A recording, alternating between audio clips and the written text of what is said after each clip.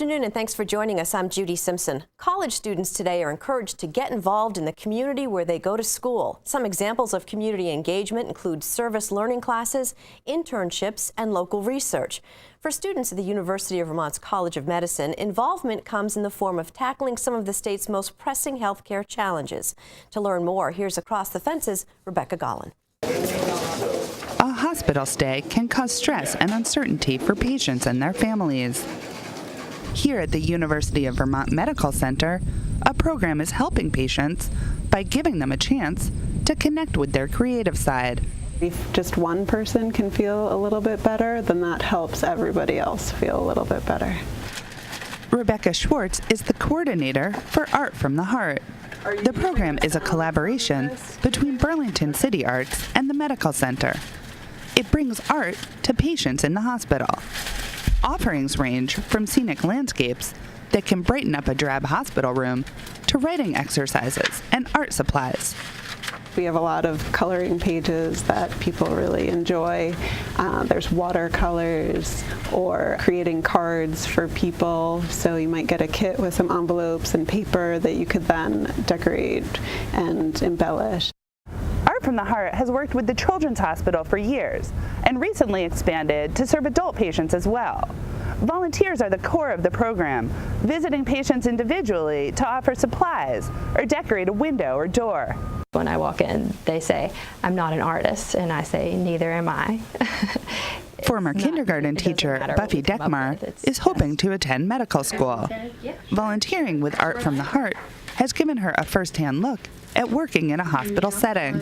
Every room is different. Yes, I walked into rooms where I wasn't sure if the person could hear me or if they were alert enough to understand what I was offering. I've gone into rooms and offered art supplies to a woman who was blind, which actually ended up being kind of a good interaction after I recovered from the awkward initial intro.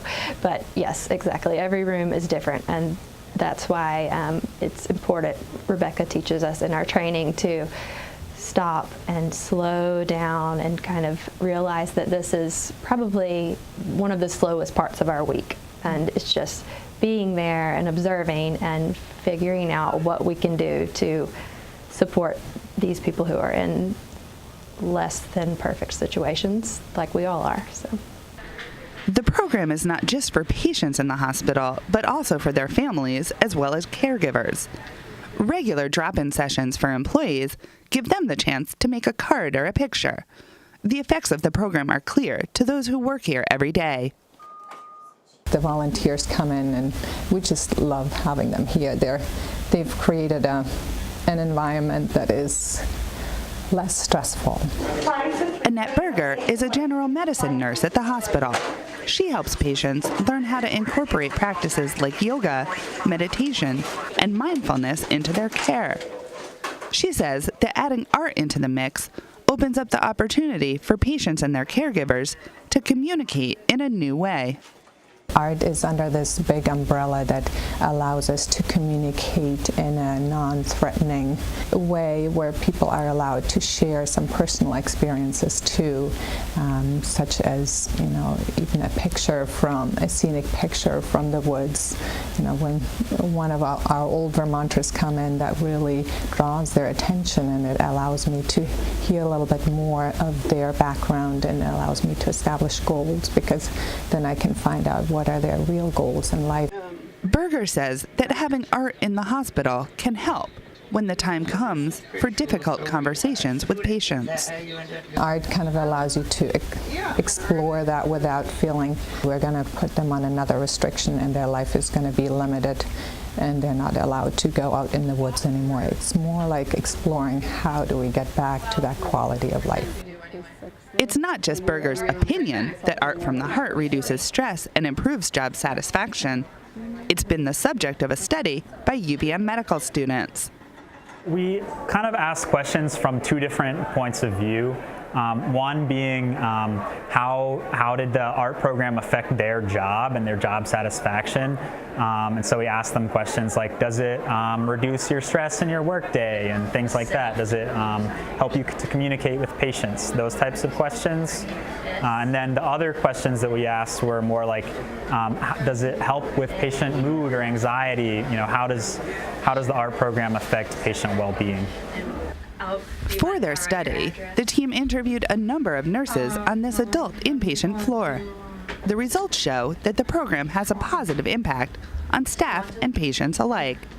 One thing that they particularly noted was that there was a particular benefit for patients who were suffering from dementia who had more extended stays in the hospital. Eric King was one of the students who worked on the research. It was for his Public Health Projects course, which every UVM medical student takes in their second year. The class pairs students with nonprofits in the community for a variety of research projects. At the end of the semester, the students present their findings to their peers and instructors. We reach out to more than 100 nonprofit agencies in the community and ask them what they need in terms of health. What the populations they serve, do they have any particular health challenges? And they submit proposals for projects to us, and then we sit down together and look at where the greatest needs, and then those become the projects for our students. Dr. Jan Carney teaches the class. There are 16 projects with topics ranging from issues surrounding obesity, healthcare access, and substance abuse, to working with the American Lung Association to assess asthma in Vermont farmers. The partnership is mutually beneficial, with local organizations getting data they'll use to write grants or share with legislators, and students getting hands-on experience with issues they'll be dealing with as doctors. My goal is to have them have in their head that there are all these other factors that are absolutely critical for people to be healthy. The kind of house they live in, their neighborhood, whether they have enough food to eat, whether they learn how to read, literacy, education, all those social factors that are so important in people's health. And that's really essential if you're going to be a really good doctor. And that's one of our goals, is to make them the best possible physicians they can be, and also be able to practice in an environment, no matter what community where they end up, to understand the health needs of their patients. It's really great to have the opportunity to do a community project like this. Honestly, most of my day is spent like staring at a textbook. So in that sense, it's really great, and it really just shows us and makes us think about the reason why, at least in my case, I'm studying medicine, because the whole idea is to sort of like improve the quality of care and sort of make things run more smoothly in the hospital. And a lot of people don't think about how something like art could play a big part in doing that. So. Some of the community partners apply to work with the students for multiple years, building new projects on the research the last group did. This is the third year for Art from the Heart, and the first time they've assessed their adult program. Coordinator Rebecca Schwartz hopes the partnership will continue for many years and many more research projects. I would love to do longer term and more complex research to really ask some bigger questions. And there is research out there that shows how art supports people through reducing pain, which can become very real in terms of if pain is reduced, then the need for medication is reduced, which becomes an economical benefit and also just better for the body. Helping Vermonters feel better when they aren't feeling their best. Art from the Heart is proving that it can produce results. At the University of Vermont Medical Center, I'm Rebecca Gullen with Across the Fence. Well, thank you, Rebecca. Joining me now is the founder of the Public Health Projects program, Dr. Jan Carney of the UVM College of Medicine, and alongside Dr. Carney is Lori Dana. Laura heads up the volunteer programs for the United Way of Northwest Vermont. Thanks so much for coming in. Now, Dr. Carney, how long have you been doing public health projects like Art from the Heart? Since 2004, the medical students really wanted to have a way to make a sustained difference in the community. So we developed a course. It's now a required course in the medical curriculum. And so each year we have about 16 projects with about 17 students per group. They're going on out in the community in response to identified community health needs. And so what are some other examples of some of the projects that the students have done? We have a lot. We've done a lot with nutrition and food insecurity, both in children and adults. We've done things where it's important to connect people to other services. So, for example, people who come to the Chittenden Emergency Food Shelf may have other health and social needs, and trying to figure out a way to connect people who come there as about the tip of the iceberg to other services. All kinds of things, advocacy for things that the legislature might be interested in, everything from housing to connections to health care to basic food, lots of different examples. And why is it important for the students to be involved in this project? I think when you think about going to medical school, you think about the intense coursework and you think about the studying and the very clinical things that you have to concentrate on. It's about public health. If we think about all the things that influences the health of individuals and entire communities, it's healthcare and much, much more. So we want the students to have a different perspective. And so, for example, if you spend most of your time working in the hospital or the library or an office setting, you don't necessarily get the chance to see and experience and visualize all those other factors. So we want students out in the community.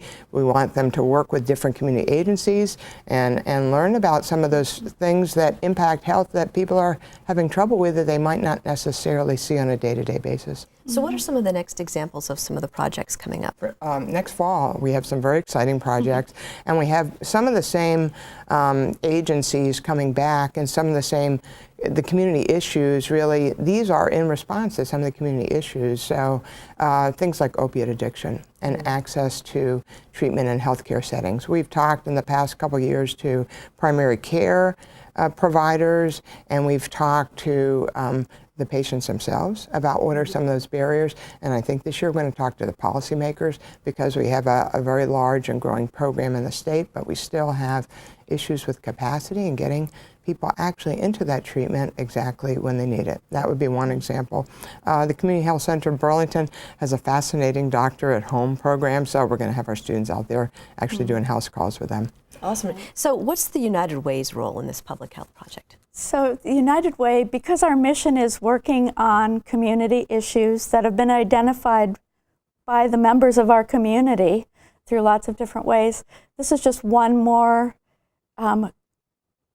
group of people and resources that we can extend to our nonprofits who might not have the capacity, I think, to do these projects on their own with their current staff, and all of a sudden they have 6 or 7 students and a faculty mentor that are willing to put some energy into helping them collect data.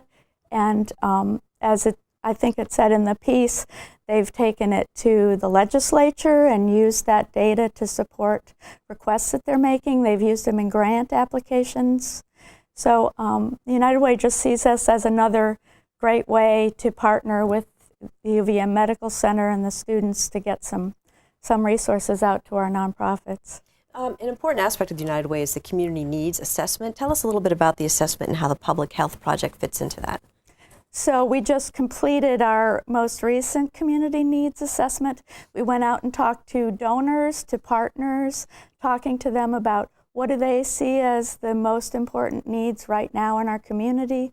We looked at a lot of data that's collected by different organizations, by the state, by the University of Vermont Medical Center, and really work with a team of volunteers that we have, a committee, to kind of narrow in on, well, what are the really important needs right now?